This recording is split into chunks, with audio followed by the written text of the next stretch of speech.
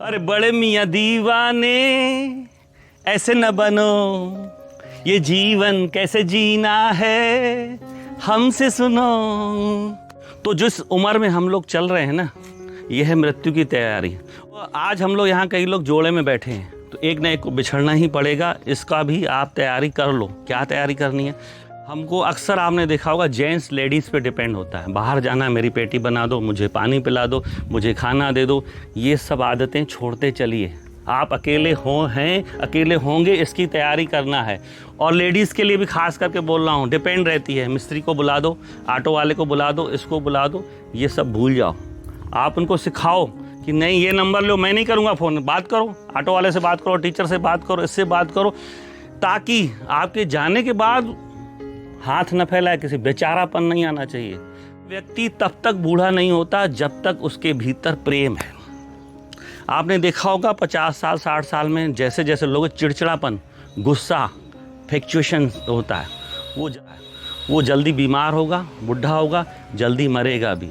प्रेम करो पड़ोसी से, घर से, भले कितने ही बुरे हों, कितना बुरा पड़ोसी हो ना आपका, आप अपना नेचर मत छोड़ो। चंदन के ऊपर कितने भी सांप लपेट जाए, चंदन अपना खुशबू नहीं छोड़ता। वैसे हमको बनना है। कितना भी पड़ोसी किस प्रकार का हो, आप तो मुस्कुरा के नमस्ते करो। दूसरा, एक जैन धर्म में पर्व आता है क्षमा, वो साल में एक बार आता है, आप तो रोज मनाओ ना। अपने घर में भी हमको वानप्रस्थ जीवन बिताना है। वानप्रस्थ का मतलब क्या होता है? पीठ अपने घर की तरफ, मुंडी जंगल की तरफ। आपसे जब सलाह मांगी जाए तब दीजिए, बिना पूछे सलाह बिल्कुल मत दीजिए। दूसरी बात, उनके काम का सम्मान करें। जनरेशन गैप है, वो जो काम कर रहे हैं ना, हम नहीं कर पाएंगे, हमने जो काम किया वो भी नहीं कर पाएंगे। तो हमको उनको जीवन स्वतंत्र जीने दें, उनका कभी भी उनके दखल अंदाजी बिल्कुल न करें। दूसरा, कल भी मैं समझा रहा था, आज भी समझा रहा हूँ, हम इंसान एक प्राणी हैं, पंछियों की तरह, जानवरों की तरह। उनके आप प्राकृतिक रूप को देखिए तो आपने देखा होगा, बच्चा जब पैदा होता है माँ बड़ा प्यार कराती है, दूध पिलाती है, उसको दाना खिला देती है, लेकिन एक एज आने के बाद उसको अपने से दूर भी कर देती है।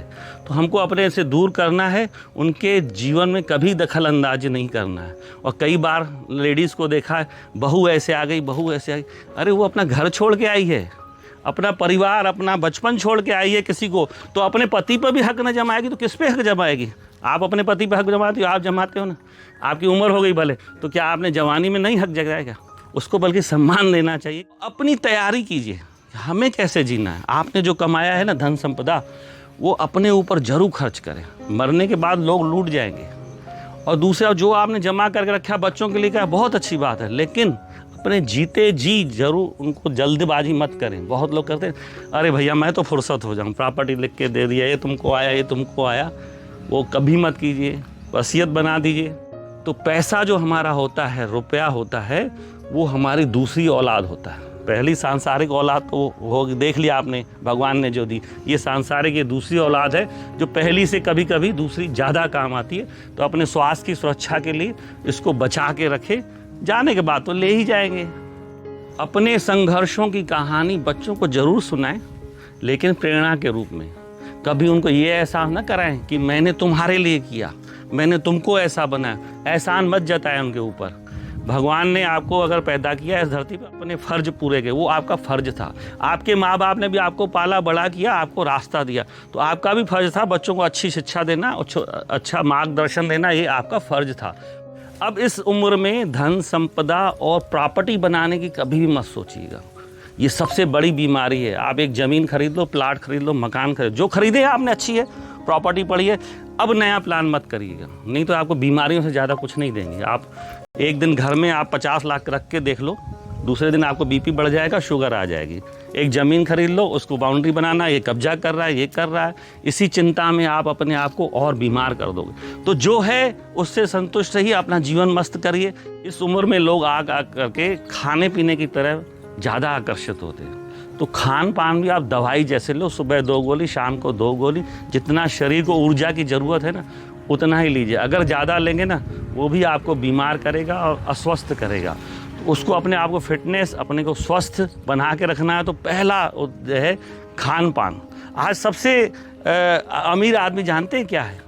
सबसे अमीर आदमी वो है, इस उम्र में आपको महसूस होगा, जो बिस्तर में जाते ही जिसको नींद आ जाए, सुबह उठते ही जो जल्दी से बाथरूम चला जाए, वो दुनिया का सबसे अमीर आदमी होता है। अगर पेट गड़बड़ है, शरीर में कष्ट है ना, तो आप सबसे गरीब आदमी अपने आप को मानोगे। 50 की उम्र के बाद देखिए छोटे मोटे कष्ट आएंगे, घुटना काम नहीं करेगा, आपका इस तकलीफ़ है, ये तकलीफ, उस तकलीफ़ों को ध्यान देंगे तो जीवन नहीं जी पाएंगे। ये अब अपना एक दोस्त मान लीजिए तकलीफ़ों को भी। आपके दर्द ठीक है, उसके साथ ही जीना है, ख़त्म नहीं करना। बीपी आपकी ख़त्म नहीं होगी, शुगर ख़त्म नहीं होगी, हार्ट ख़त्म, उनका ख्याल रखना है, नियमित जाँच कराना है, डॉक्टर के पास जाना है, उनको केयर करना है खान पान से, दवाइयों से। लेकिन उसको गंभीरता में लेंगे ना तो नहीं जी पाएंगे। अगर हमको मन मस्त रखना है तो आपने देखा होगा बीमार आदमी भी मस्त जीते हैं। आपने राजेश खन्ना की फिल्म आनंद देखी थी ना, कितना मेहनत था मरने के लिए लेकिन मस्त जिया ना। तो हम उन सब चीज़ों को, नेगेटिव चीज़ों को भी पॉजिटिव में बदल सकते हैं। उम्र आते आते शरीर में गंदगी भी आएगी, चेहरा भी झुर्राएगा। अपनी साफ़ सफाई, अपने आप को मेंटेन बढ़िया कीजिए, लेकिन ध्यान कीजिए ओवर मत कीजिए। बहुत लोग अपने बाल काले कर लेते हैं, अपने आप को बढ़िया क्रीम लगा लेंगे तो आप एक भद्दे बुढ़े नज़र आएंगे। आप सुंदर प्रौढ़ भी नजर, पेड़ बड़ा हो जाता है, घना हो जाता है तो प्रौढ़ हो गया तो अच्छा लगता है ना। इंदिरा गांधी जब थी तो उसके बाल आधे सफ़ेद तो कितनी सुंदर दिखती थी, कुरूप लगती थी क्या। मोदी जी 15 साल से हम देख रहे हैं, 20 साल से देख रहे हैं, काले बाल देखे, सफ़ेद बाल। आज कल मैंने अभी उनका जन्मदिन पे वीडियो देखा, कितना सुंदर लग रहा था। अगर मोदी के बाल कोई काले कर दे, बताइए कैसा लगेगा। तो भाई साहब, लेडीज़ थोड़ा बहुत कर लेती, चल जाता है, लेकिन जेंट्स लोग कभी मत किए। बाल आपके झड़ जाएं, आप आडवाणी जैसे सुंदर दिखेंगे। आप उसको, आडवाणी को अगर विग पहना दिया कैसा लगेगा। तो आप ये मत भूल जाइए, आप हम दूसरों को दिखाने के लिए लाल पीला नीला पहन लेते, मत पहने। उम्र के हिसाब से कपड़ा अच्छा लगता है। आप सफ़ेद भी पहनोगे तो मस्त जचोगे। तो हमको पहनावा, अपने शरीर का ख्याल अपनी उम्र के हिसाब से करना चाहिए। छोटी छोटी ट्रिप जरूर बनाएगी। जैसे आप हमारे यहाँ घूमने आए ना, कहीं भी आसपास लगे, हफ्ते के लिए, 4 दिन के लिए, 5 दिन के लिए, तो मन आपका बदलेगा। नहीं तो घर में बैठे बैठे आप नेगेटिव हो जाएंगे। सोशल मीडिया आया है, बिल्कुल जुड़े रहिए, कोई ख़राब नहीं है। दोस्त मिलेंगे, यार मिलेंगे, आपका टाइम पास अच्छा, ज्ञान भी मिलेगा। लेकिन नेगेटिव ख़राब खबरें, न्यूज़ में चक्कर में मत पड़िए, नहीं तो दिमाग भेजा आपका ख़राब हो जाएगा। चलिए, आज की सभा समाप्त हुई।